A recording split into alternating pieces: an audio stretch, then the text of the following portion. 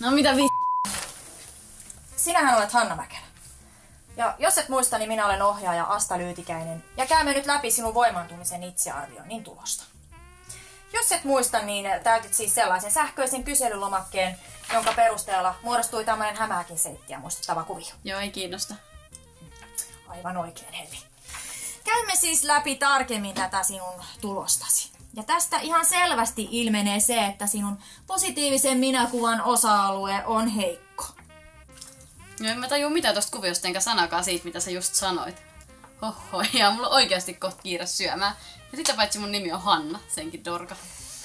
Pidäpäs nyt pienempää suuta, Hillevi.